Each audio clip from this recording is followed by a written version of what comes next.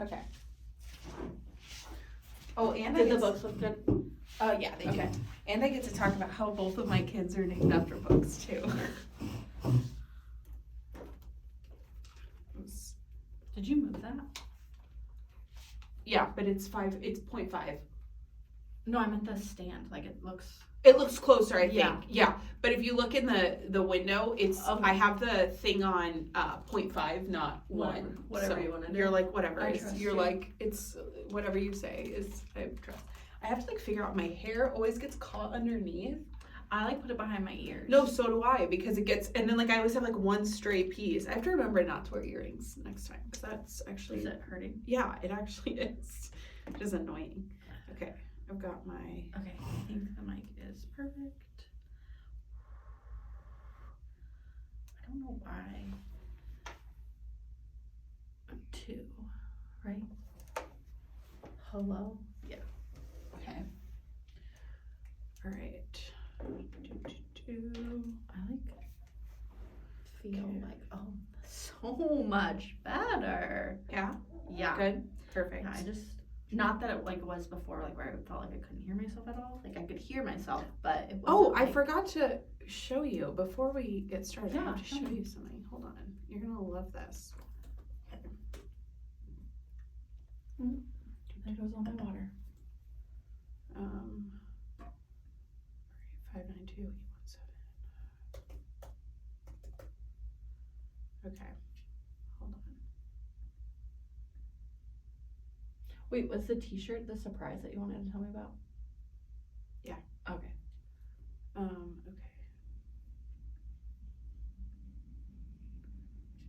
Default. 871. That's insane. I know. 13 followers. Yeah, 871 plays, which is wild. I love that. I know. We have people in San Jose. Do you know people in San Jose? No. Okay, same. Me neither. Not anymore. I used to, but not I anymore. mean, unless they're Where they're else? like top cities: Phoenix, New York City, Jacksonville, Miami. We know who these people are. Okay, So, yeah. These ones I think are just for September. That's why. Here we are. Listeners by city: Phoenix, New York City, Boston, LA, San Jose, Bengaluru. I don't know. Nope. Yeah. That's crazy. That is crazy. Okay. Look at us. I know. Okay. Can we not do that? Perfect. Okay. All right. Gonna Ready? intro? You want me to, or you want? Yeah, you can intro. Okay. Welcome back to Tropes and Tantrums. I'm Amber. And I'm Danielle. Hi, Danielle.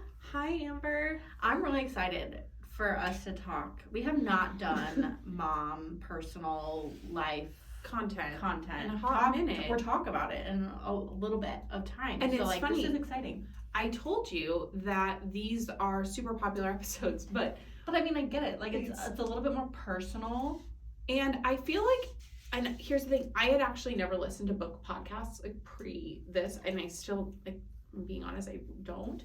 But I think that most of them are not like moms, like, or they don't talk about mom things. Stuff. But like that's part of our brand. That's literally how like 3/4 of our brand is being moms. Yeah. And doing what we love to do, which is reading. Exactly. While we're momming. Exactly.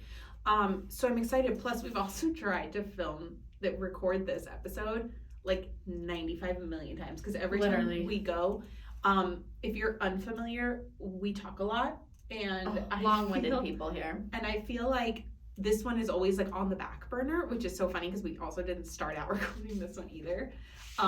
So yeah, but like I'm excited that we get to kind of go back to mom content for this one.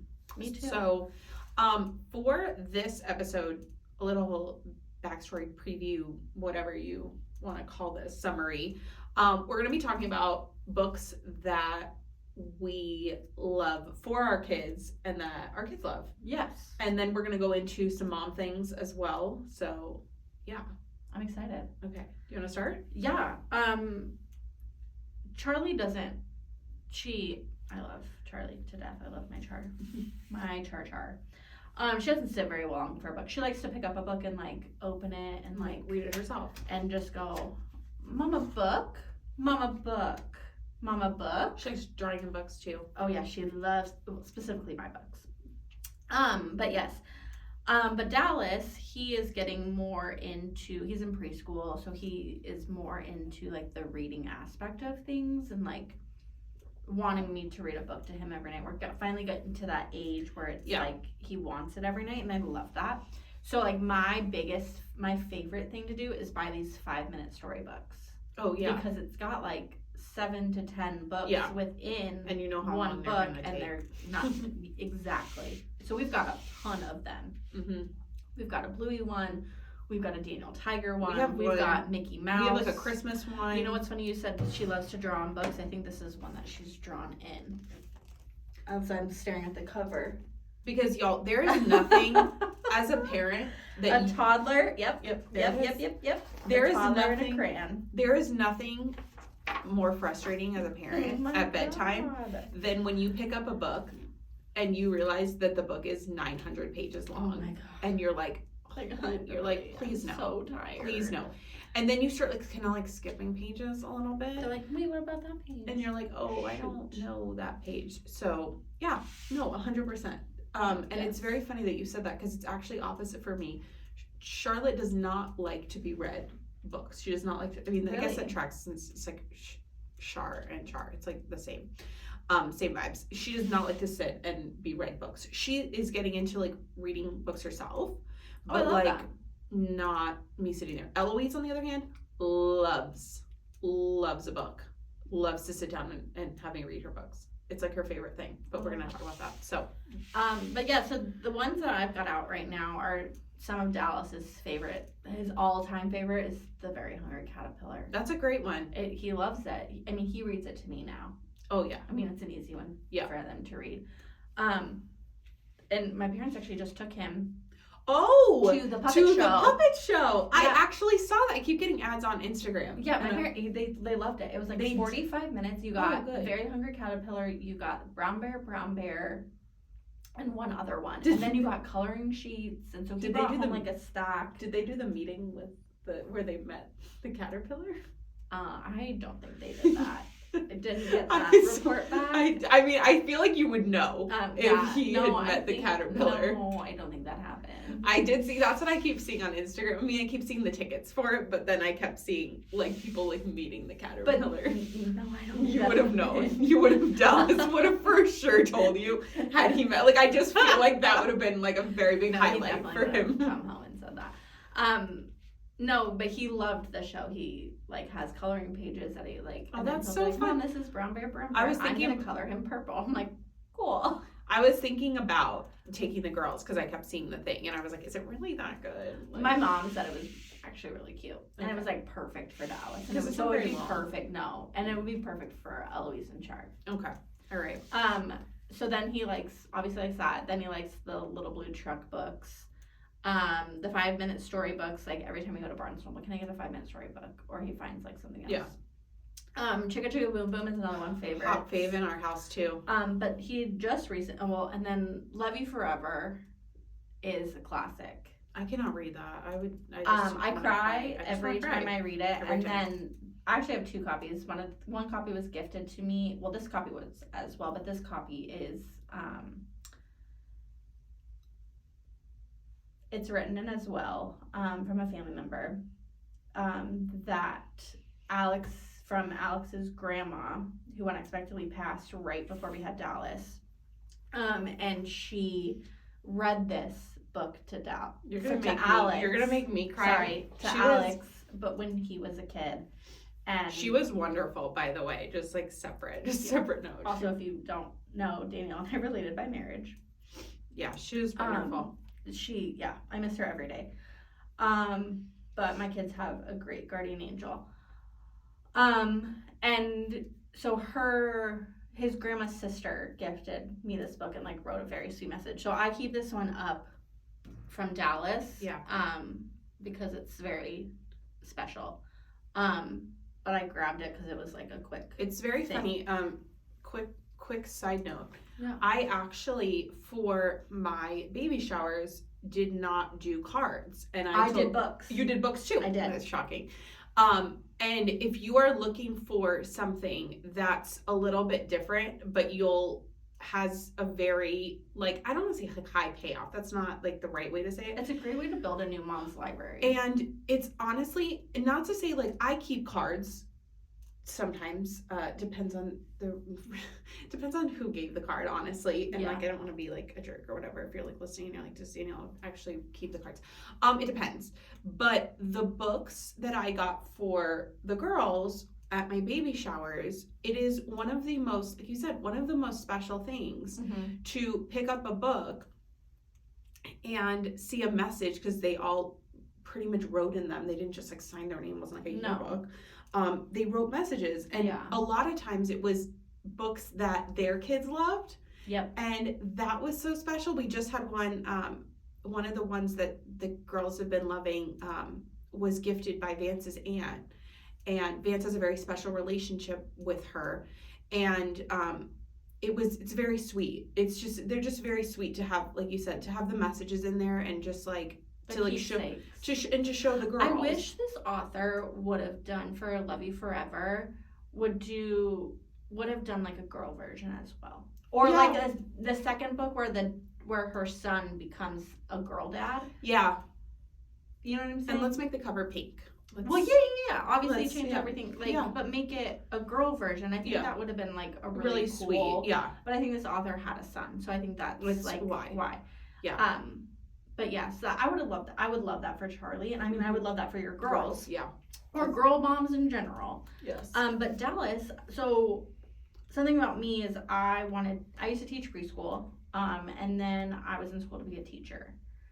And I have in on my bookshelf a small stack of books that are for when I was going to have my own classroom one day, right? So I have a stack of the little old lady who swallowed a fly, which is so funny. So I have an Easter one.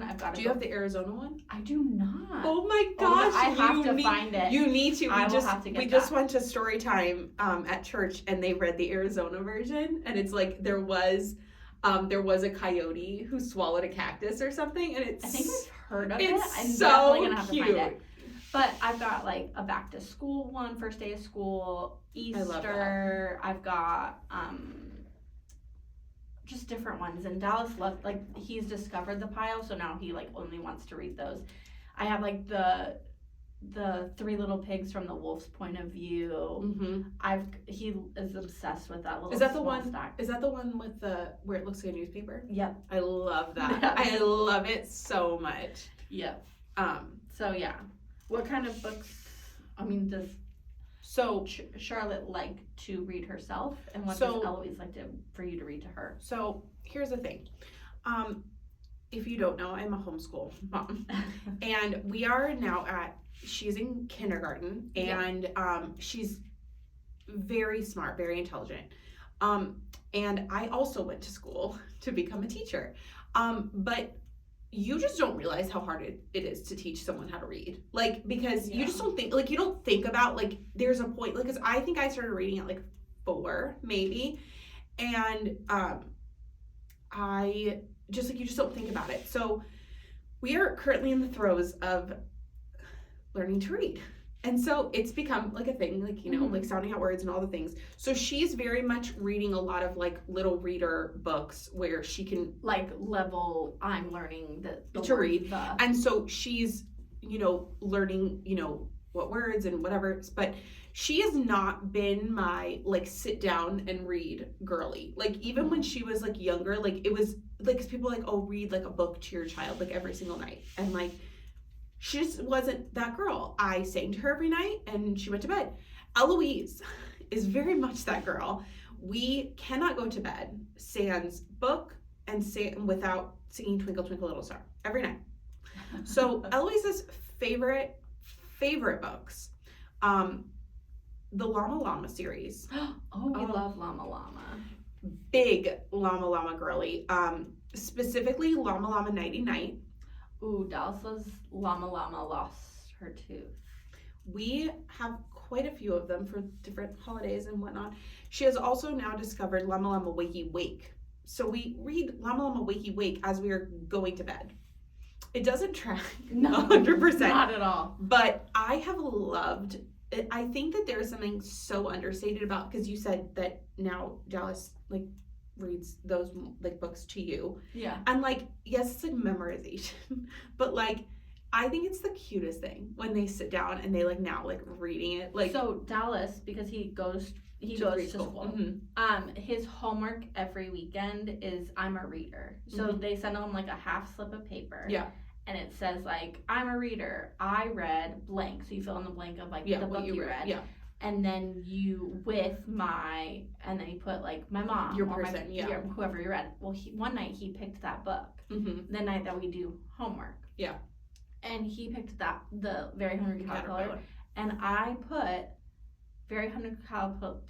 Oh my gosh. The Very Hungry Caterpillar read by, and I crossed it off, to my mom. I like felt like I put that because he read it to me. Like that's fair.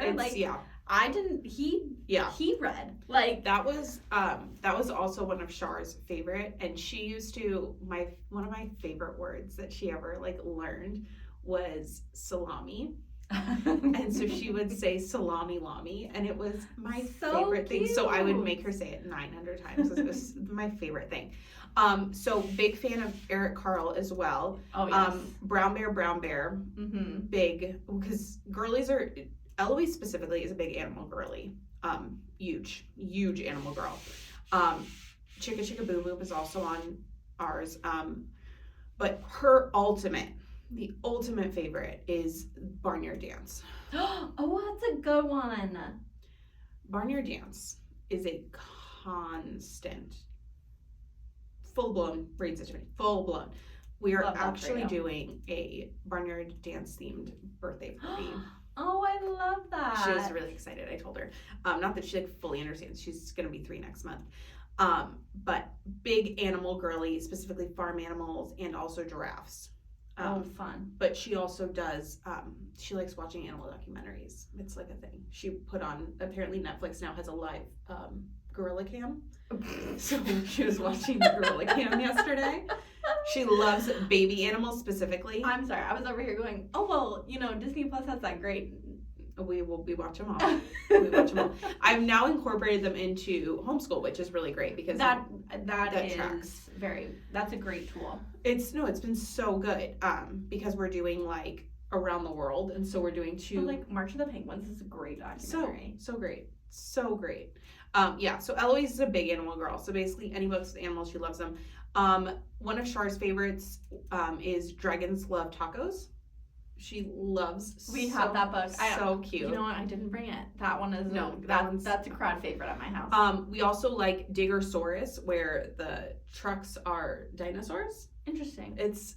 Dallas would probably love it. Probably. His favorite construction vehicle is an excavator. So every time. Oh, excavators? Yes, we are familiar. Every time we drive down the streets and there's an excavator, it's Mom, did you see the excavator? Fully. Like, yep, saw the excavator, kid. And my grandpa used to work in construction. Oh, that's so good. And so, he was like just recently in town, and they like sat at my kitchen table, Dallas, Charlie, and my grandpa, with my grandpa's headphones on Dallas's head, and they're watching excavator videos on YouTube.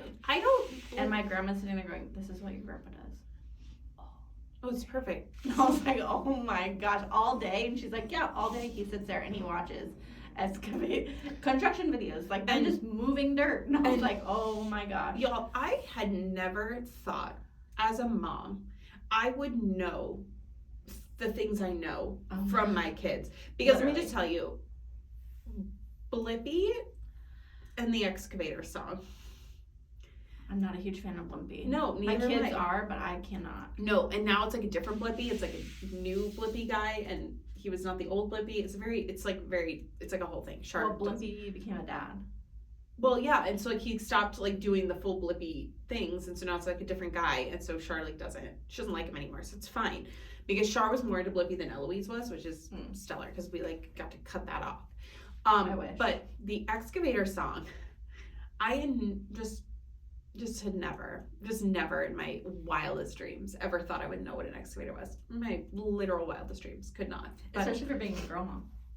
especially for being a girl mom. But yeah, so I also love theming books for holidays. I think it's like so fun to like get books specifically for holidays, and I get that, yeah. it's just like so fun.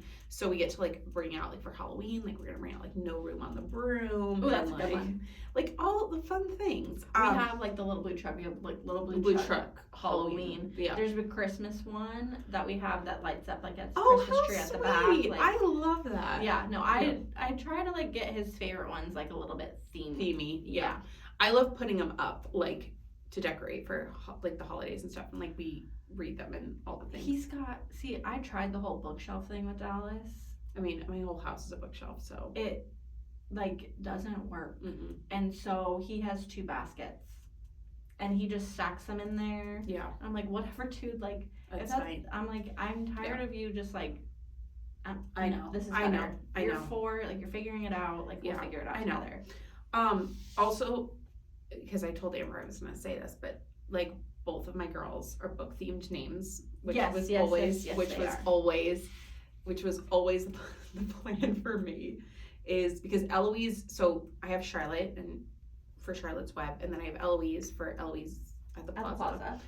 And Eloise was also one of my names that I looked up for Charlotte. And it's very funny because I had suggested Eloise as a name because I love like super hyper feminine names, and so I was like, oh, Eloise is like perfect. And I also like what I consider old lady baby names. Like They are very Very- old. I love that though. and it's like I have a lot of friends who have girls who have what I consider old lady baby names, and it's like so funny. But I had suggested Eloise for Char as well, and he had said no. He was like, no, I don't like Eloise, blah blah blah. Second time around, we're going through names, and this was pre-knowing the gender, because we there was a boy name that we have, and if that would ever have been a thing, then that would have been the name. But we had 2 girls, and so I said, so he goes, I have this really great name for you.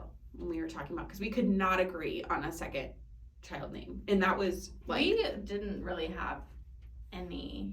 no, it was a really naming a person, you guys. It's hard. It's freaking hard, and you know what? Like you're not just naming them for like a short period of time. You're doing the for whole life. For the whole life. That's, I mean, I have a lot of hot feelings about the way that people name their kids, and I'm like, bro, like that's like you're naming an adult also, like not just like a cute little toddler, like you're naming an adult.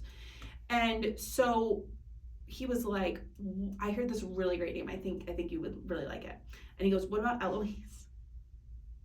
Y'all, I had The suggested. shock that Well, was on your face, I'm sure, was just like, so oh wait, we're okay. talking like COVID, because like, Yeah. and so we're sitting in the house. It's me, him, my mom, and Char. And he says, I thank God my mom was there, because my mom was actually a witness to knowing that I had suggested Eloise the first time around. And she was like, she like looked at me. Like, did he just say? And like, Eloise? I was like, he was like, no, I just like thought, I thought like a really good name. I go, no, he goes, I don't know where I heard it from though. I go, you know who you heard it from? From me. Your wife. Thank you. So yeah, Eloise was pretty solid. Like we knew that we were going to. I do have almost all my other girl names are book themed as well. For girls as well, not boys. I mean, but girls, I do have, they're book themed as well, because we were gonna go with like a city or state continuation, because then we could do Charlotte, North Carolina, and then like I liked like Savannah and like these other, but it just like didn't track like Eloise. And Eloise is like very much an Eloise, like just like her whole persona. And I had when we did our baby name announcement, which we didn't do with Charlotte because I kept the name a secret the whole time. I don't know why, like I really gave a shit, like what people, a choice. It's like, it's a choice.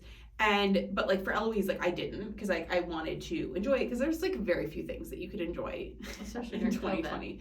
There was literally very few things. So I did like a whole shoot where I dressed Char up as Eloise. Oh, I love the book, that. and she was like holding the book, and it was so cute. I So love that. yeah, so books run deep. So the girlies know we did do a lesson on Charlotte's Web for Char, and I was like, this is like, she goes, but you made me like after like a spider, and I was like, When you read the book, honey, you'll get it. you'll get it, but like also that's you can be like a spider sometimes, so like that's really retracts sometimes, so it's fine. If to know Char is to love Char, but she just I'm nervous to meet her because she has this like me hyped up in her mind. She does. She goes. I'm nervous. She saw me taking my tote bag. Was it yesterday or 2 days ago? I don't remember. I didn't even tell you this. It was book club day. No. Was it that day? Yeah, because you Oh, talked about that night. yes. Because then Char was like, "Are you going to go see Amber?" And I said, "Well, like yes and yes on a call, whatever." She goes, "I've never met Amber before," and so she's like, she has really high expectations that Amber has to live up to. I'm apparently, nervous. she is a very hard nut to crack. I mean, she is very outgoing, loves people, but she definitely has her feelings, thoughts that she makes very known and very apparent, which is sometimes a scary thing for all parties involved. Specifically myself, like we say all the time, our kids feel the most comfortable with us, and Yep, they that can definitely backfire on me. So yeah. Yes. Okay, so our next topic after our book talk, I was telling Danielle before we started recording that this is something I wanted to talk about. I came across on TikTok of a millennial mom who's probably about our age or a little bit older, talking to her mom, who is considered an 80s mom. Yeah. Right? About how different parenting is, and like was asking her questions of like, what did you do when XYZ? When did you decide to do this? When did you decide the perfect time to wean? When did you decide the perfect time to give us solids? Yeah, things like that. And this mom's answers were like so great. Yeah, in my opinion. Yeah. And so I wanted to chat with you about it because this 80s mom was pretty much like, I did everything on instinct, and if I had an issue with something, I went to my best friend or I went to my mom and asked her the question. I wasn't considering the internet. And unfortunately, in this day and age, we are leaning so much on the internet and other moms. And other moms' ways that they are doing nighttime routines, weaning, baby-led weaning, like all of the things. Like, we're relying on other people's journeys that wouldn't have ever known or existed. Correct. To parent our kids in like the way we do things. And I will say, as a first-time mom with Dallas, and I'm sure you were the same way, like going on to like finding a 2019 baby mom group. That's what I was in. It's like, so all the moms that had babies in 2019, we were all in a mom group together on Facebook. And the way that this became toxic for me so quickly was bananas. Was absolutely bananas. And I immediately, the minute it became toxic, I immediately left the group. I was like, I can't be a part of this. Like, I'm already stressed. Like, this is too much. I will say one part of the internet that has helped me was taking care of babies. It helped me with my sleeping journey with Dallas, and I use the same things that I did with Dallas, and I implemented them in Charlie.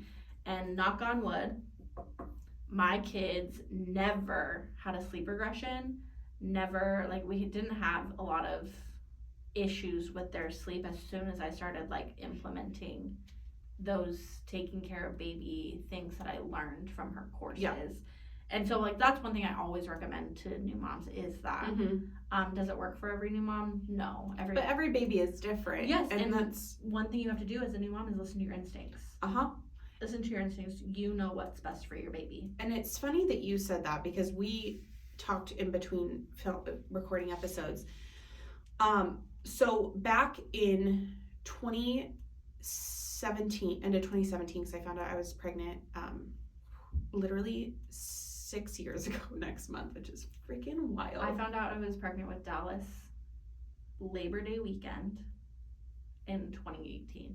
And it's funny because I found out that I was pregnant Halloween, in this very bathroom Where we are? literally straight up, crazy. straight up. And we had to stop here after dance last week because she had to pee because I had told her to go before we left the dance studio. We had that conversation every day. constantly. Every day.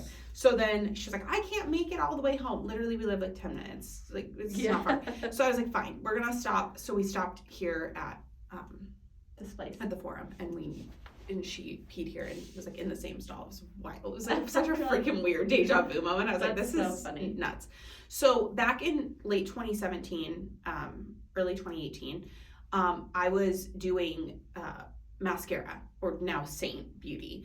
And so a bunch of us who were in the same like team all had gotten pregnant around the same time. So they had started a Facebook group, and it was like everyone who's due summer of 2018. Yeah. And so it had started out where it was like 15 of us, and we would share like bump dates, and it was like super fun and like casual, and like we all like pretty much knew each other. Yeah. And then she opened it up to anyone. Oof. And so again, the toxic aspect. No new friends. No new friends. Because as a new mom, I actually felt more confident in what I was doing first time around than I did second time around. And I don't know if it was just like the anxiety of like COVID that really like escalated, because I felt more confident and like more like I knew what was best and followed my instincts more with Charlotte as a first time mom than I did second time. I feel like that too, but both my kids, their newborn stages were very different. Okay. So I was confident in the fact I knew what I was doing, but Charlie, Charlie, keep them alive. Yeah. Yeah, but Charlie was colic. Okay. So and totally so, different. Like, we were struggling there. Like, she was sleeping fine during the day because we were contact napping, and then I was like transitioning her to like. What's the age gap between Charlie and Dallas? Because it's pretty close to, I think, what I have with the girls, right? 2.5. Okay, so pretty much same. Something like that, yeah. And you're still like, as a toddler mom, Oh, that's a whole different ballgame when then you also have a newborn thrown in. Not to mention, obviously, dealing with colic and things. I have like the best pictures of Dallas, Charlie, and I when Charlie would like still be like contact sleeping on me in the morning, and Dallas would just like crawl in bed and we would just like watch cartoons like for like an hour in the morning. No, literally. And it's so wild, like you said. So I felt that way, but in this Facebook group, so and here's the thing, just to preface, I don't feel like we need to say this, but I'm gonna say it anyway. Do you as a parent? Oh, absolutely. You do what's best we for are you. We are all surviving out here. We're in the trenches right now. We're getting by. You're doing your best, no matter what. Correct. So I breastfed for 14 and 15 months with each of them. Okay. Exclusively. So I was an exclusive pumper. And so when you were like, and again, fed is best, obviously. Oh, absolutely. But do what's best for you and your family. I had gone into it. I was like, whatever happens, happens. Like if I can breastfeed, if I can't, it's fine. I don't really care. Like, it didn't really like phase me. I was very much like, who gives a shit kind of mentality, as long as my kid is fine. Yeah. And so breastfeeding was a completely new world for me, obviously, as a first time mom. And so I came to, I wasn't really close with anyone who had breastfed for that long. And so you're coming up on like 12 months and you're like, okay, so like doctor says whatever you want to do is fine. And you're kind of like, okay, am I ready to like stop? Like, am I tired? Like, it's tiring. And I'm like, am I ready to stop? And so I go in this Facebook group that's now been opened up to God knows how many people. Don't ever ask for opinions. Ever. Don't ever do it. And so I think it had been like 13 months.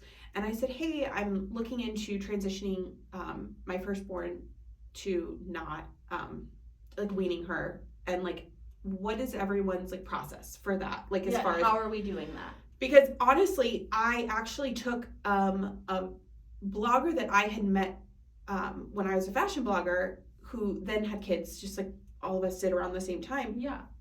And I kind of, ironically after this, took her like schedule or something of how she talked about it on her blog, how she weaned her son. And it was actually wildly helpful. Wildly. And but pre-finding that, I went to this Facebook group and asked, and I said, hey, how does everyone like wean their child? Yeah. Never again. Would never recommend. Were you ridiculed? Oh my gosh.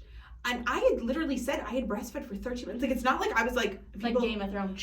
People are like, how dare you decide for your child? Like, you don't get to decide. Your child should be deciding. I've been breastfeeding for 900 years. And I swear to God, you guys, I swear to God, it was like insanity. I was like, I was like, I can't do this. And like, I'm like 28 or something. I was young, getting berated by these like second, third, fourth time moms who are like, how dare you just think that you get to decide for your kid when you are selfish. And you guys, not only did I get it in the comments, but then they were private messaging me. Oh no. And I was like, I'm out, you guys. That is berating so me. bad. Like I've breastfed for 6 years and my child's 4 years old and blah blah blah. And I'm like, that's great for you. Congratulations. But like, I'm just trying to like, and I was out. Like you said, those groups are toxic as fuck. Yeah. And I'm so sorry. Oh my God, it was like, I still like remember it so vividly because I was like, and here's the thing. Well, it's traumatic. Oh yeah, and here the nice thing is, not the nice thing, but from having been on the internet for a while by that point, because I had a blog for 900 years, and you know, people on the internet are assholes. Yeah. And I don't have a nicer way to say it because they're really not a nicer way to say it. But like, so I didn't necessarily give a shit, but like, you're like, what the hell is wrong with you? Yeah. Like, are you like, but that's one of the things that's so funny because people will go to a Facebook group over like trusting their own instinct. And like, not to say like, that was just something that I was not, it's a very personal thing. So much of like, not so much, literally everything as a mother is so personal. Absolutely. And it is. that's the hard thing that like, you know, you said you're going off of your instinct, you're going off of, oh, like my friend said this. And I have been, you know, very lucky to had fairly easy mothering experiences. And I know that that's not consistent. My kids were good sleepers, my kids were good eaters. Like, and I'm not saying like, oh my gosh, it's been like the greatest thing all the time. And obviously everybody has struggles. Everyone has things that they deal with. Yeah. But I think it's so nice is I have never, because I've like kind of went first for a lot of the people in my life. And I have some people who, yes, had kids before me and I was, you know, asking their opinion, but I was really lucky to where I knew that I would not ever impose my thoughts, feelings, opinions on other people because of that. Yeah. So I was like the first and both ends of my friend group to have a baby. Kids, yeah. And with Dallas, like I attempted to breastfeed. Mm-hmm. We just weren't matching. Like the anatomy of his mouth and the anatomy of my breast, like they don't match. Yeah. And so we struggled. Mm-hmm. But I had so much milk that I had to get it out. Yeah. So I just exclusively pumped. Yeah. For as long as I could. Mm-hmm. And he was bottle fed from day one. Yeah.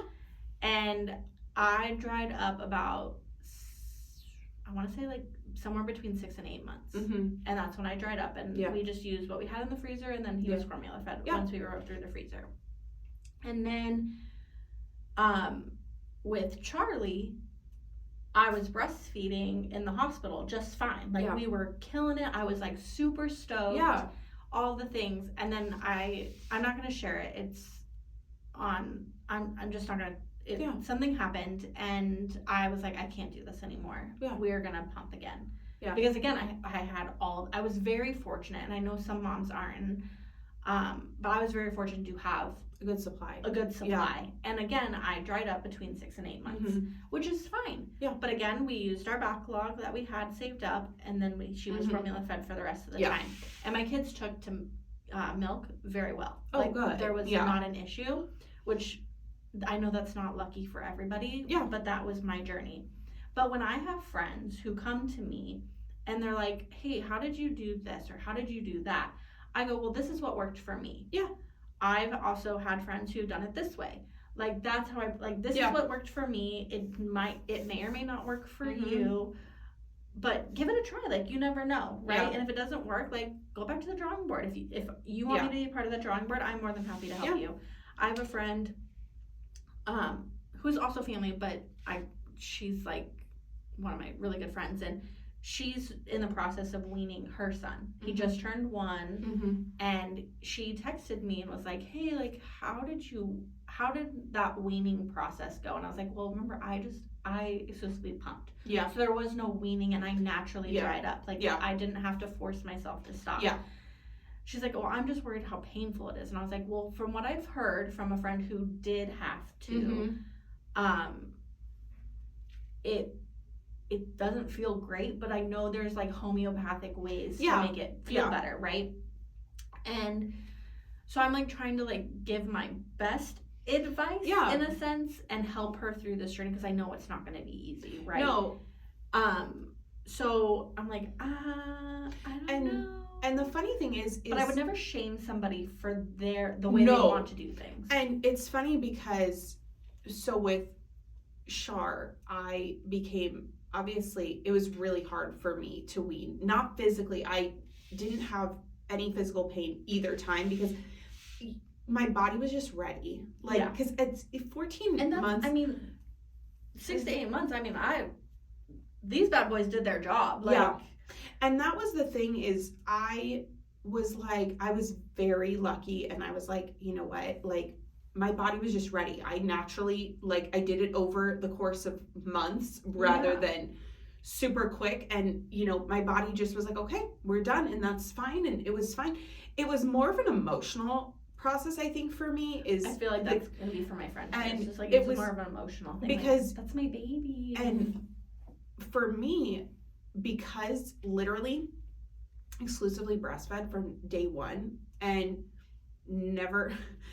Eloise never was bottle fed, not one time. Wow. She never took a bottle. And by design, or just like she refused? There were times, because I pumped, because I had an oversupply with Eloise that I did not have with Shar. Okay. Where I literally just had like a hand pump or a haka on like the whole time, because I had so much milk with Eloise. Yeah. That it was just so different, because with Shar, I never had an oversupply. I like always had enough, except for at the beginning. She had lost too much weight, and they were like, she was born the week before 4th of July weekend. Okay. So the doctors were basically like, she's lost this much of her birth weight, and if we don't see like enough of an increase, then we want you to supplement. And like, we had to supplement for a little bit with Dallas in the beginning, but then as soon as I like got it going, we were like, I was like rocking and rolling, because I'm like I'm like a psychopath, and obviously as a first time new mom, you just are like in such a different space. And so I was like, no, we're not gonna be supplementing. So I started pumping as soon as I got home, before my milk was even in. I was like, I'm just gonna pump, and we're gonna see what, like, to make sure. Dallas came home from the hospital. We were still attempting at that point to breastfeed because we weren't figuring it out. Yeah. He started like gagging. Oh. And so like I pulled him off, and I had blood because he had like was sucking so hard that he cracked. Yeah. And so I was bleeding. Oh my gosh. I was freaking out. Oh yeah. I'm like, he's been drinking that? Like, oh my God. Yeah. Freaking out. Alex ran to Walmart in the middle of the night to get me a wall pump. Yeah. Because I didn't know about this stuff. Yeah. Like, brand new mom. Yeah. My mom breastfed. My mother-in-law breastfed. Yeah. Like, I don't know what I'm doing. Yeah. Went and found the best wall pump. I immediately hooked that thing up, and we never looked back. That's it's so wild, like how things like switch and you're like, oh my God, that's like, I didn't prepare for that. I didn't was think. screaming, I was crying. No, I was 100%. like, baby, it's gonna be fine. Like, he is fine. Look at him. He's cooing. Like, he's fine. We'll give him a little supplement of the formula that the hospital gave us. I will run to Walmart right now. We'll get this relief for you. I had mastitis with Dallas 3 times. I had mastitis with Charlie once.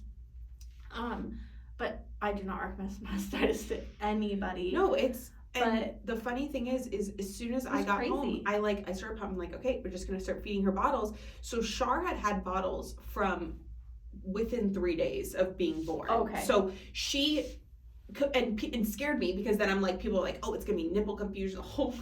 No, there's no. That's not a thing. I mean, I'm sure like every baby's different, but like and neither of my kids ever took pacifiers either. Neither one of my kids. And so I was like, we started. Yeah. And no, then they it was never spit them out. No, it was never a thing. We're just not going to fight this anymore.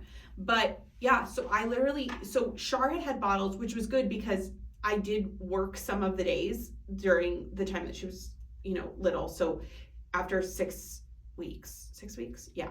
Then like she was with my mom one day, like, and so, but there were days she didn't take a bottle and I'd have to leave work and go and feed her because, and we would sit in this parking lot, literally this parking lot in the car, and I'd feed her every 3 hours in the parking lot. And sometimes she took a bottle, sometimes she didn't, and that was fine.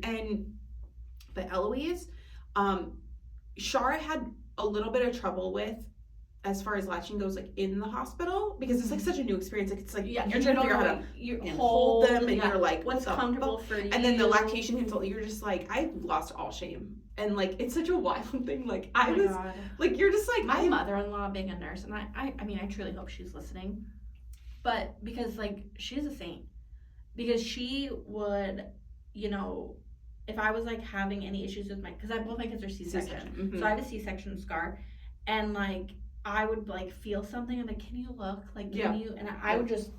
Yeah.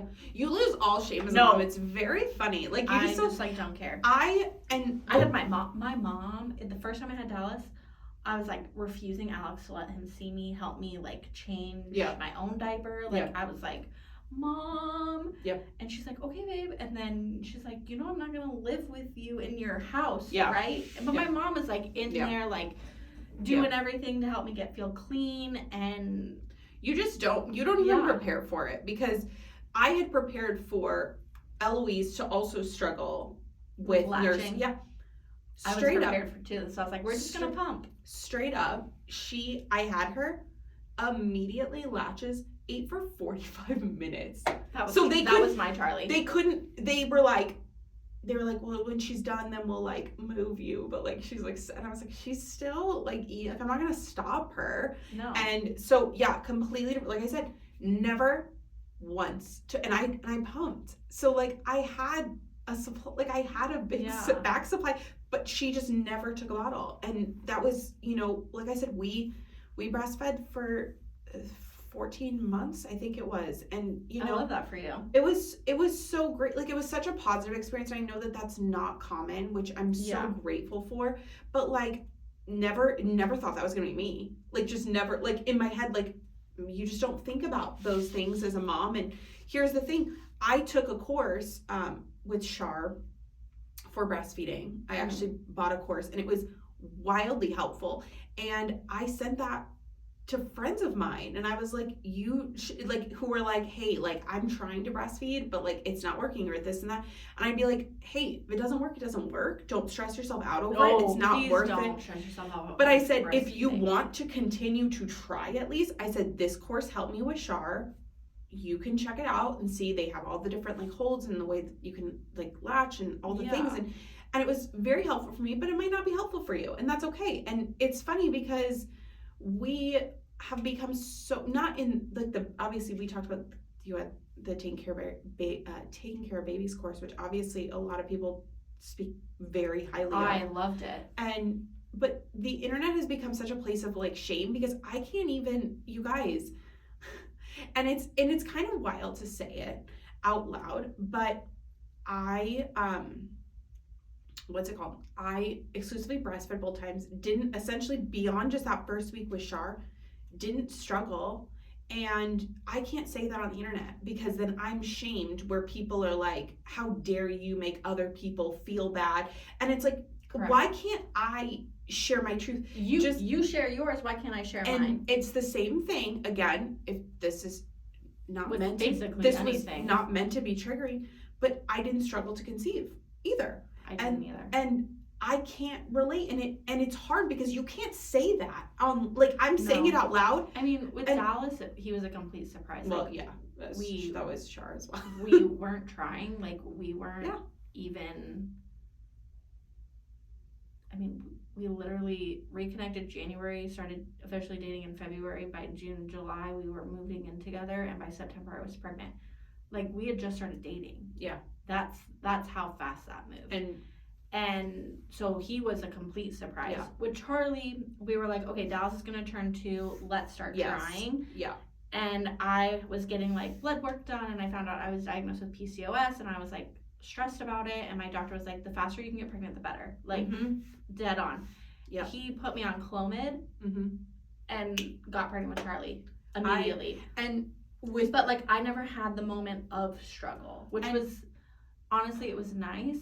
And I know Clomid doesn't work for everybody. No, 100%. It worked for us, and do I think that's how come I got pregnant so fast? I can't say. Well, and that's the thing. We were just making sure I was ovulating regularly. We had gotten married in May, and then October, I found out I was pregnant in October. Okay. And it was quick. It was not a planned situation that we had planned. And then everyone was like, don't you want to enjoy being married? I'm like, well, it's too late. So we've also been together we were together for a really long time pre-getting married. But well, see, that's the difference between us is that like Alex and I never really had Alex Amber. So now like with our 2 kids and being done, we're like now like dating again. And like I'm loving this journey for us. We're still obviously still parenting. You're like, we didn't give them away. It's just different. No, it's totally different. We love it. And the same thing with Eloise. We had, Char was 18 months, and we were like, okay, we want them to be close together. And I guess we're just gonna try. We tried for 1 month and did not get pregnant, and I was like, this is it for me. And now I was like because my head spirals. Yeah. And so I cannot physically imagine going through what people go through infertility. I can't either. And my heart goes out for those people that have have issues conceiving. Because it breaks my heart. No, it's 100%. Because then the next month I did find out that we had gotten pregnant the next month. And it's just such a wild, but I can't say that I'm saying it online right now, but like, I can't say that online without the fear of people being like, you've had it so easy. But then on the other side of the spectrum, I have really terrible pregnancies. And I alluded to it on one of the episodes. I was sick with Eloise from 5 weeks and literally throwing up in labor. Like it was horrible. I can't even imagine. And then you have the other end of the spectrum where people are like, oh, it's not that bad. Like, you're complaining and you're, like, lucky to even be pregnant. And I'm like, there's no one there to support. Can we support each other? Can we just find a fucking chill? I say it to my kids all the time. I say, can we find a chill? Like, we're having, like, can everyone find a chill? And the girls will be like, yes, we can be chill. We can find a chill. I mean, they do not find a chill. But, like... But I just wish the internet could find a chill sometimes. It would be so much nicer to be able to like share your truth and like be supported about it. You know what I mean? Where literally everyone's decision and everyone's pregnancy is different. Everyone's journey to having a baby is different. Everyone's labor is different. Everyone's postpartum is different. So people find this wild. People ask me all the time, well, how are your contractions? Never had one. That's with wild. With Dallas, 41 weeks in a day. God. I had preeclampsia at my 41-week appointment, was sent to the hospital immediately, got blood work done. They said, you've leveled out. We'll see you tomorrow at noon. So that's when so we went 41 weeks in a day with Dallas. My water never broke. He never dropped into my birth canal. I never had a contraction. I've never felt anything. So I had C-section because that was the only way he was best coming. way. Yes. Yeah.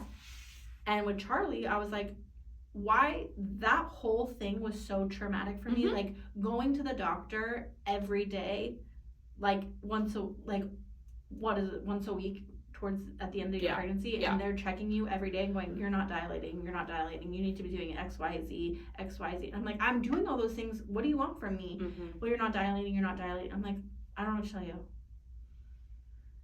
Like, and leaving the appointment by myself, calling my mom and crying, being like, what am I doing wrong? Yeah. She's like, you're not doing anything wrong. Your body's just not doing it. Like, it is what it is. And here's the thing. You're going to be fine. He's going to be delivered, and he's going to be delivered just safely, soundly, and he's going to be healthy. And here's the thing. With Shar, at my 37-week appointment, I was going to an OB who, she was solo practice, and she takes a trip every July, and she tells, Don't even get me started on this. She's supposed to tell her patients who are due in July, hey, I will not be the one to deliver your baby. Yeah. At my 37-week appointment, I'm sitting in the lobby and I'm listening to the receptionist talk about how she's leaving in like 2 weeks, and I'm like, so I'm thinking, I'm like, excuse me, What? excuse me, what? Because I had only seen her maybe 2 or 3 times, because it was always one of her nurses or like PAs or whatever.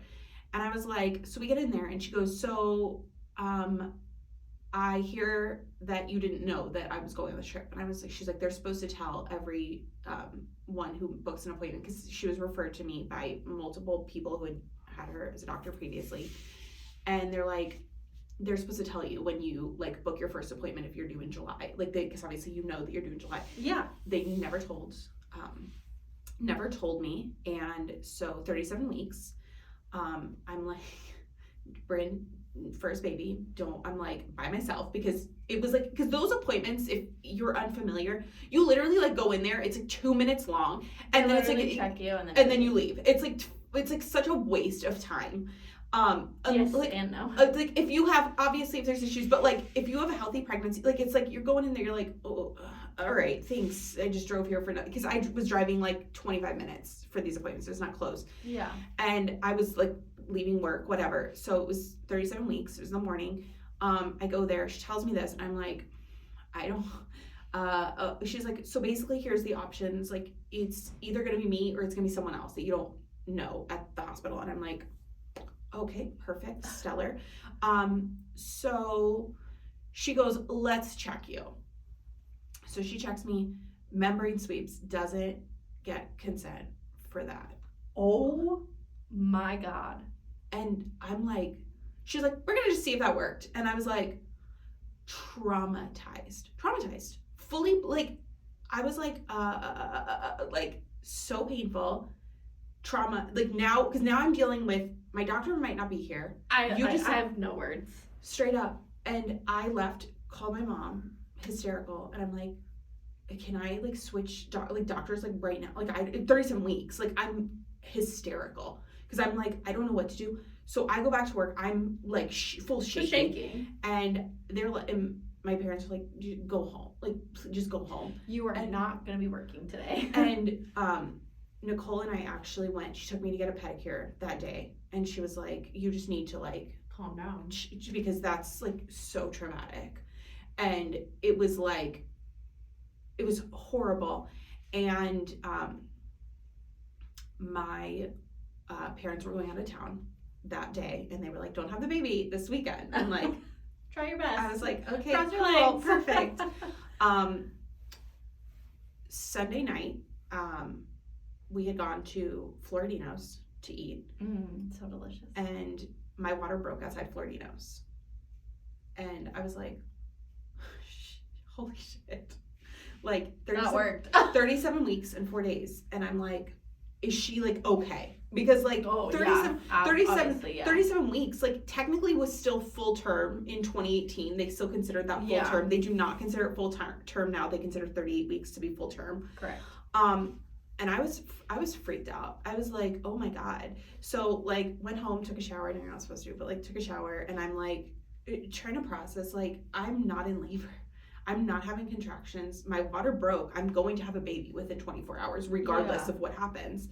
I go to the hospital. They obviously have to admit you because your water broke, but they made me walk around for like 2 hours, nothing. And I was like, I was only dilated at a 1. And I was like, my body is literally not dilating. So they had to put me on Pitocin, obviously. Yeah. Highest level of Pitocin, didn't dilate for 17 hours. And I'm like. And the whole time you can't eat. No. And I'm like sitting there, I'm like, oh my God. And I had planned to go all natural because I had taken hypnobirthing. I was like, we're going all natural because I was a psycho. And I was like, I mean, that was in my head, it was a great idea. Executed differently because didn't plan on being put on Pitocin. I had planned on like, you know, bouncing on the ball, but they had to hook me up to an IV. They had hooked because now I'm on Pitocin. And straight up, they, so 1 p.m. rolls around. I'm having contractions on top of like Pitocin-induced contractions, not my body, because they were doing nothing. I was so tense, my body, because I had gone through, that was a lot of stress for my body to go through in such a short amount of time. And everyone in the room, my mother-in-law, my mom, literally everybody and their brother was literally at the hospital when I was in labor. And they were like, stop being a martyr. Like, you're in a lot of pain. And like, I was trying to like, because I was having contractions, like I was having 30-second breaks. That was literally, they were on top of each other and they were like, stop being a martyr and get the epidural if you want the epidural. Like, and the nurse was like, if you don't get the epidural now, you'll most likely have to wait about 3 or 4 hours because it's so busy in the hospital. So that was at 1 p.m.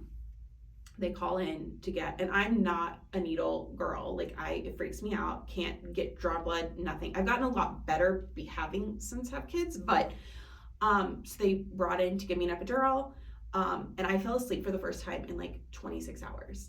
Because like I had not slept because I was like my body was like so tense. Yeah. So fell asleep at a 2. My body had finally dilated to a 2. And normally they do not get you an epidural until you hit at least 5. 5, yeah. They made an exception because obviously I had been in labor for so long.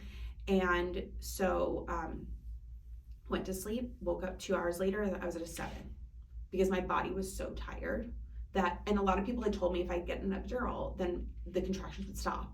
And my body would stop progressing, but my body actually needed the break so that I could rest. Yeah. And Vance had left to go and eat and whatever, and I had told my birth photographer, I was like, hey, just so you know, like, I'm at a 7. She's like, okay, we'll like talk in a couple hours, like most likely. So I went from a 7 to a 10 in 10 minutes. As soon as I woke up, I had like stopped feeling the epidural, and I'm like, something's not right. Pressing this button like a psycho. I'm like, and so I'm like, I roll over my mother. I'm like, something's not right. Like, I'm not feeling this anymore. And she was like, no, it's probably like, you're probably fine, whatever. And I was like, no, I need someone to come in and check me. So I press the button. I'm like, I need you to check me. And she was like, no, but like, we just checked you like 10 minutes ago. I was like, I need you to check me. And she's like, okay, you're at a 10. Whatever. The doctor's not here. Vance is not here. No one is here. And so I'm like, no, like, I'm going to have this baby. And I literally, I think it was like 2 pushes, and she was like out within 15 minutes. Like, it was so crazy. But like, completely different experience from Eloise because my water never broke. Yeah. And like, I had never felt what true labor contractions felt like because they were not Pitocin induced, and she went to 40 weeks, and like I was in labor for 5 hours with Eloise from time I checked in to time she was born, 5 hours. Because I literally was like, hi, I do not dilate. I need you to get me an epidural immediately. I was like, I did not dilate. It's nuts how much you know, like, from kid 1 to kid 2, and then if you have more, you know what I mean? Like, and you start to, like, advocate for yourself as a parent, like, as a mom, because you really, like, and I'm not saying nothing against doctors and nurses, because a lot of them are really great, but some of these people, like, in triage, and they don't give a shit. And like, it was also during 2020 where people were very overworked. They were dealing with a lot of shit. So what are they going to trust me telling them? Hey, like, I know I'm in labor right now, and I was feeling my contractions not up here, but like very low. So they had the monitor on the wrong spot for my body. And so I had to advocate for myself a lot more, which that's all instinct. And that's nothing. Nothing. The internet could have not told me. No. How I was going to labor and deliver my children. Because again, back to what you were saying is that, like, we're shamed for sharing our story Mhm. or the way that we do something Correct. because someone on the internet or somebody somewhere doesn't agree. Or they felt triggered by it, which is totally valid. You know, like And you're all have allowed those feelings, but you don't need to shame somebody about it. I think it's wild that you cannot share your feelings, but then people can share their feelings, and you're just like, so what makes you allowed to And have an not me. opinion, and I'm not allowed to have an opinion? Correct. And so much of, I mean, literally everything in motherhood is subjective. Literally, there's nothing that's consistent across the board, literally ever. And even from your own kids are not the same. Correct. And you have, Everything is just so different. So let's pivot a little bit. Yeah. You and I have talked about this, but Mhm. I want to talk about this kind of on the podcast, and Yeah. we can kind of not get into detail. we can censor a little Yeah. smidge. Because if you want to read these 2 bullet points. Oh, yeah. Yeah. Okay. I thought these would. I You think know so. exactly what Yeah. I'm talking about. Mm-hmm. Okay. So how do you feel about asking for help? Like help, like in the sense of like, hey mom, hey dad, or hey to your in-laws, like I need a sitter for XYZ, or I need, like, do you mind? How do you feel about it? I mean, I know, but our listeners don't. I struggle heavily Same. with asking for help, and I know, and I don't know if you and I are in the minority or in the majority of people, because I'm talking like when Char was born, I was in the car driving her at like a couple days old. Like I was not waiting for literally anyone. I wanted nobody's help ever.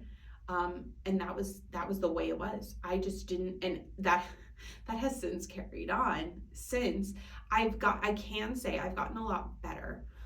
Having gone, now, if you are unaware of me, so I work from home, in social media, and I'm at home. The girls are at home with me. Yeah. I'm at home. That's what I do. I've been at home since Char was just under 18 months, working part-time, and then working for myself.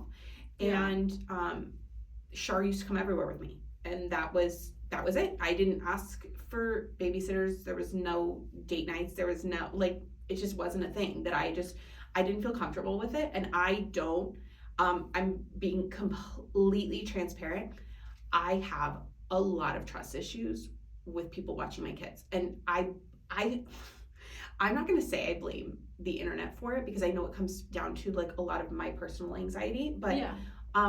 The stories that you hear about things that happen to kids in other people's like watch, and again, it can be totally accidental. Correct. Very scary for me. And so I was very, I just don't trust a lot of people with my kids, and that's everybody knows that. That's not like I'm not saying anything crazy, but because I work from home, I'm not away from my kids. And January of this year, one of my friends had asked me, said, hey, she hosts a retreat for real estate agents where you go and they learn different topics and application, and it's 3 days long.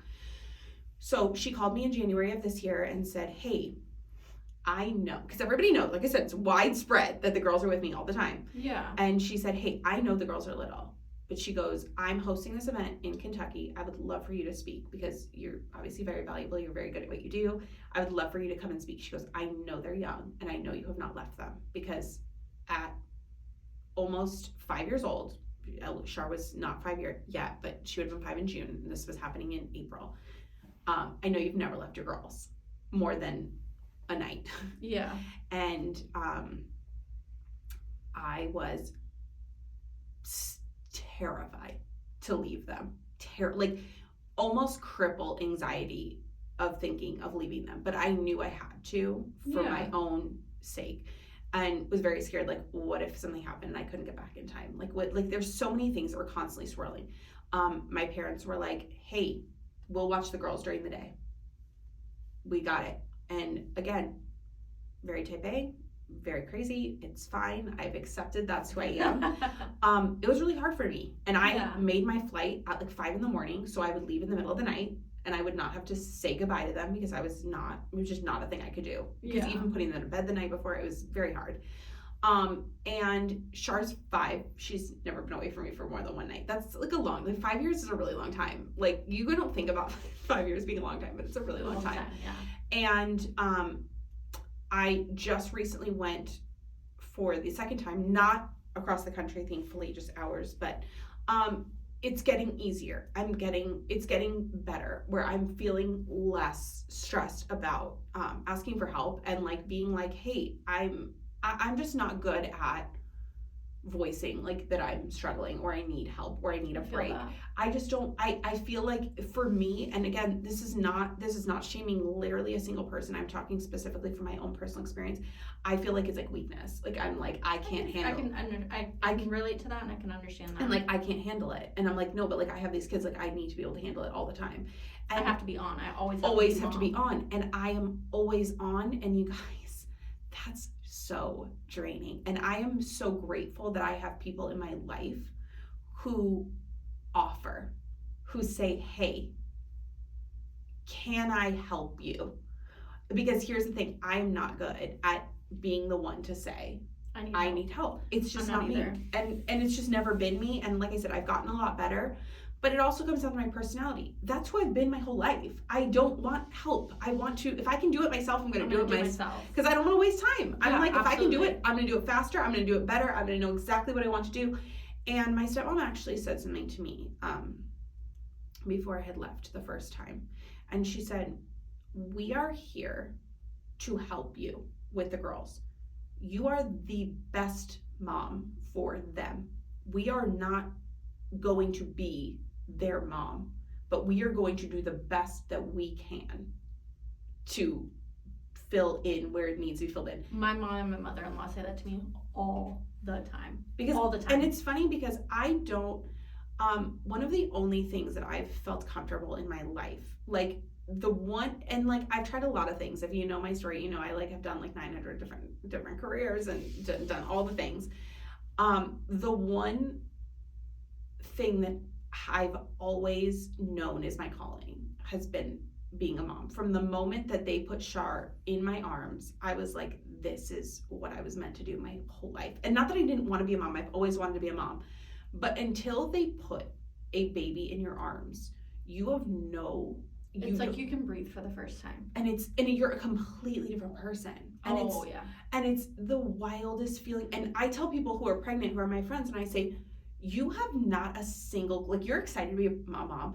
You have not even the minute they lay that baby on your chest, it's completely different. It's different ballgame. It's unexplained. And again, we obviously bond over, we are moms who are at home, and it's very much our lives revolve around their kids as much as like, people are like, oh, it's not like super healthy. We have other things, and we're in the process of finding out who we are aside from being moms. And hence the reason we do this is because you literally are a completely different person. Oh yeah. So like for me, I've kind of like the same boat. Like I've always really struggled asking for the help. Yeah. And like when we had Dallas, Alex and I were like, we're gonna do this, and we're gonna kick ass at it. Yeah. And like we're not gonna need everybody at the hospital all the time. Yeah. My mom literally left. I called her. I need you to come back. Yeah. I need you to come back. Literally, I need you to come back. Okay, I'm coming. I'll turn around, I'll come back. But my mom was like, my mom and my mother-in-law were very much respecting our boundary of like, we have, you two aren't living with us. Like, we have to figure this out by ourselves. Yeah. But like the minute my mom left, I was like, no, you have to come back. Me being bedridden because I just had a C-section. Very different, yeah. I'm trying to teach Alex how to burp a baby. I've worked in daycares, preschools my whole life. Yeah. My whole working life, I should say. Yeah. And teaching Alex from the bed how to burp a baby was not it. My dad walks in, I was like, Dad, take that baby from Alex and teach him how to burp that baby. That baby needs to burp. Yeah. And my dad was, okay.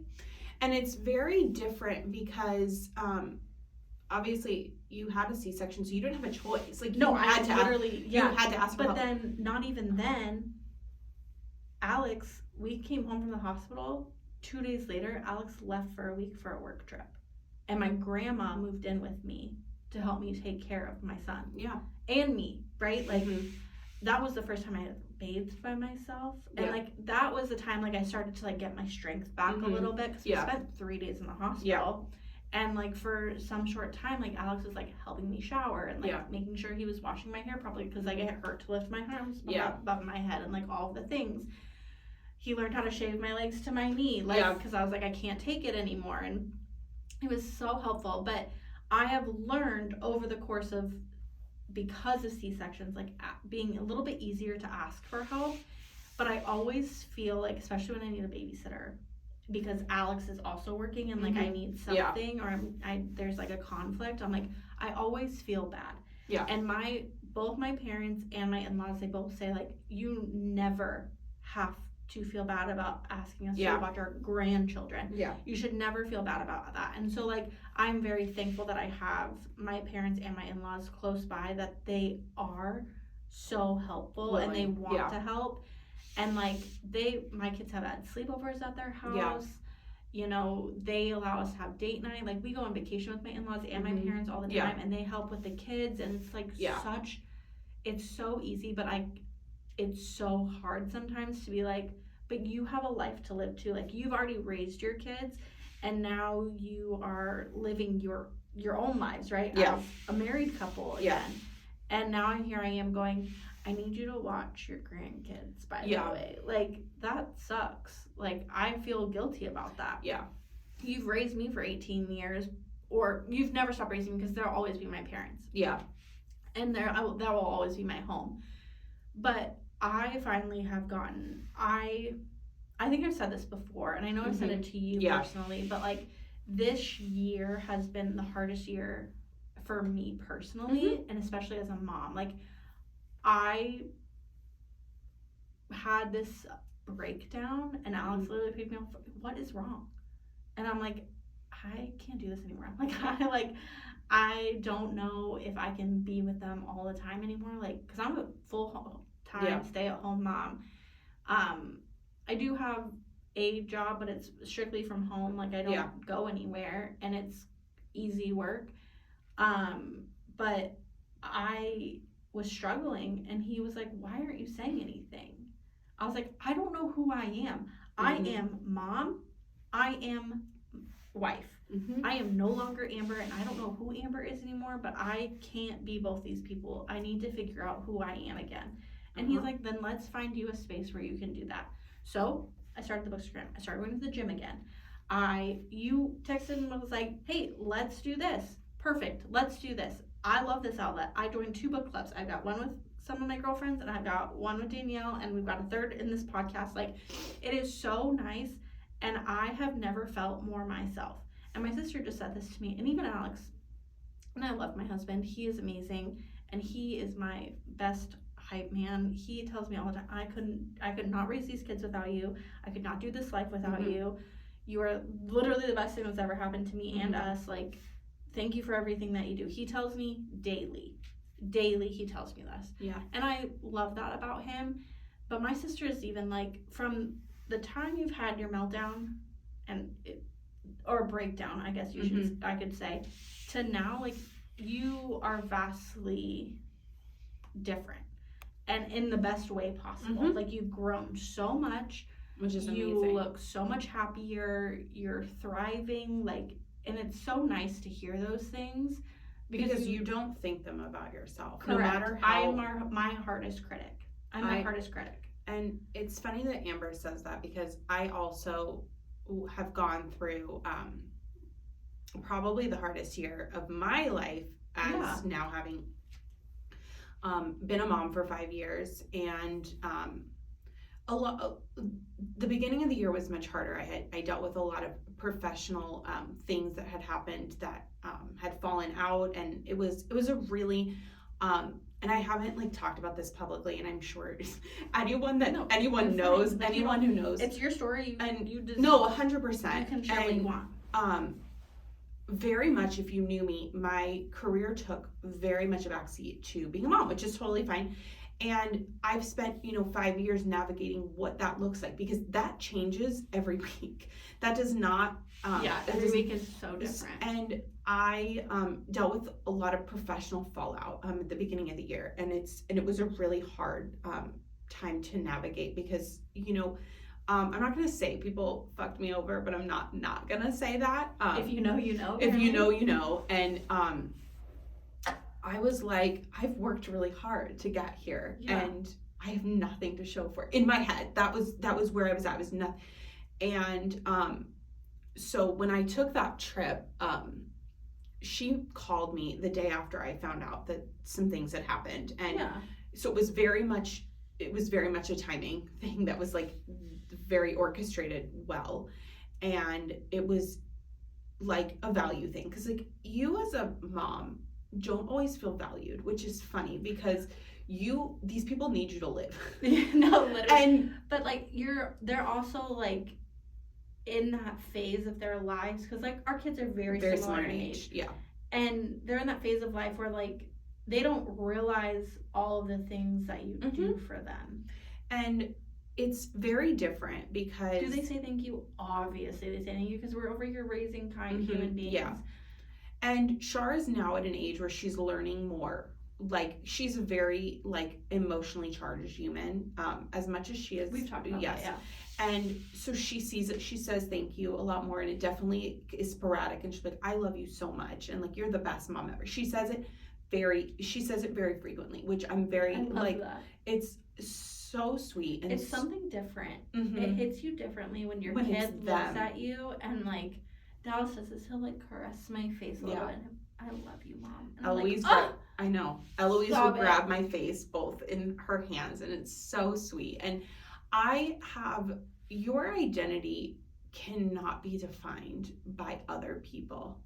And I've learned a lot this year is that so much of my identity has always been defined by my relationship to other people. And it's great. I love being a mom. You know that. If you I mean, it's blatant. It's my favorite thing on the whole planet is being a mom.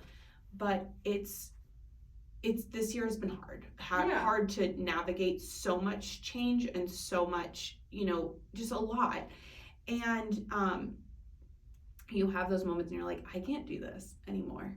And for people like us, that's a really hard thing to admit, because and I have a background of, I've struggled very hard with depression and anxiety. I'm not going to get into too many details about it, but I've done a lot of work prior to meeting Alex to find a space where I can thrive without medication anymore.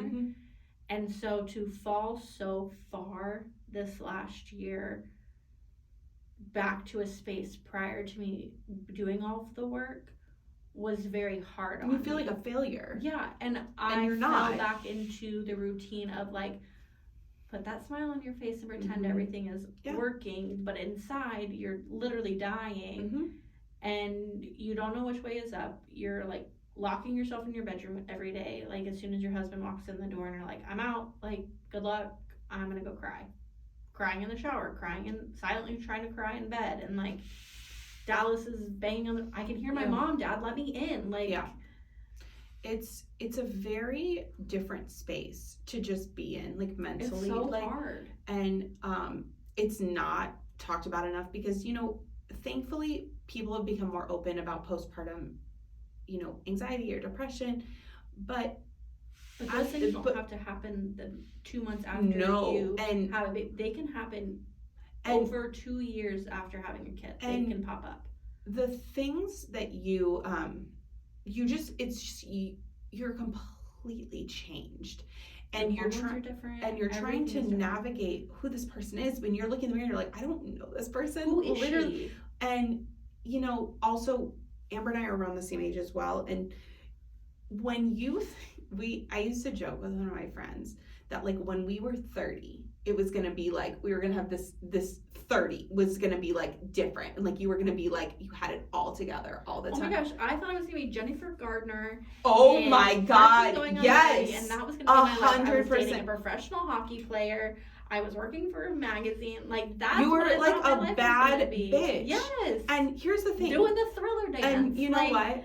That's what I thought 30 was, and this is 30, and it's rough. And you know here. what? The thing is that while we feel the way we feel sometimes, and we've felt this way this year, we are still bad bitches, and it's just not the way that we thought it was going to be. It's Correct. just different. And you know what? The struggles, the things we've overcome, the daily being a mom, the daily, struggles of life does not negate like this ideal that we had for what we thought our lives were going to look like. Yeah. It's just not the same, and that's okay. And I think it's better. I think it's so much better. And I know we've said it, but when I messaged Amber, I was like, I want someone to do this with that I feel like will get as much out of it as I will, because I like I said, professionally is like, I don't know where I'm at.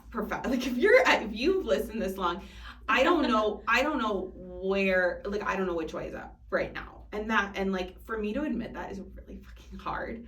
Yeah. But I just don't know what everything I knew and everything I thought I knew and all the things I wanted, I realized I don't actually want. And the people that I wanted them with, I don't actually want them with because they were shitty.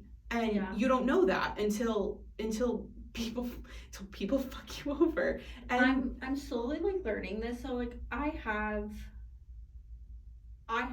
friends. Yeah. I have a circle. I have lots of friends, and then I have an inner circle that knows more than most some people. mine. And that's my own. That's what as you get older, you dwindle down who you choose to share things with, and right? Here's the thing. You have to, the people that you share things with, that circle, because I also have very limited people that I share. You lean on all the differently. things. Yeah.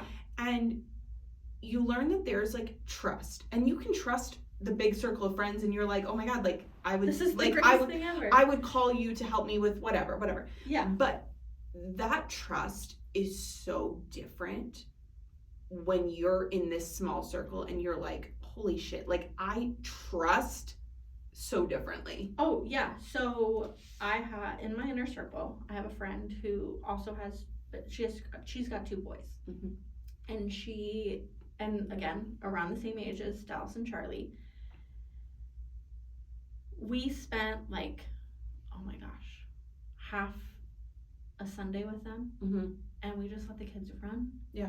And play, and we just sat and like chatted, and I looked at her and I was like, I am so thankful for our friendship. Mm-hmm. And and we laugh now looking back at the incident, but like when Alex and I first started dating, Alex was not part of it, but her and I had an incident. Mm-hmm. And we both were like, fuck, we just screwed everything up. Yeah. But again, there were factors in there that played a part in that now that we look back on it, we're like, 1, we've come so far. Mm-hmm. And 2, Alex and I were very new, so it was like this new friendship almost. So it was different, right? We were still trying to vibe and like figure things out. But we've come so far, and that we have this like different bond, and like when we're together, it doesn't feel like we're family at that point. Like that's how it is.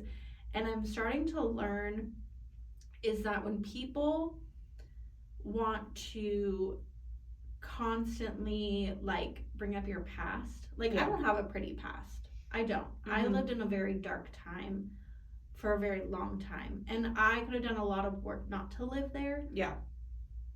But I didn't want to listen to the people that wanted to help me. And it happened. It happened, and it's part of my journey, and I'm thankful for that time, but I'm proud of where I've come. Yeah. And I've learned that if people want to hold your past against you, it's time to set them free, because it's almost like they can't see where you are now. Absolutely. And I choose now to live in my present and in my future. Mm-hmm. The past is the past, and Yeah. let it go. Like, Yeah. I'm gonna Rafiki Lion King this crap, Yeah. and it's the past is the past, Mm-hmm. and that's where it needs to stay. Completely. But I can't have, and I want people in my life who are going to see, yes, they know that, right? They know the past, they know whatever, but they also see how far I've come, and the places that I'm going, and the moves I'm making, and Yeah. are actually being supportive in that Yeah. sense. 100%. And I think that it's just so different when you've come so far, and you like, everyone has shit that is there that they wish didn't exist, and you just wish that I people do, but that makes me who I am. Mm-hmm. I have the life experiences that I have because I put myself into situations 100%. And you know what? that made me grow. Mm-hmm. And Did I have fun doing it? Hell yeah, I did. I mean, yeah.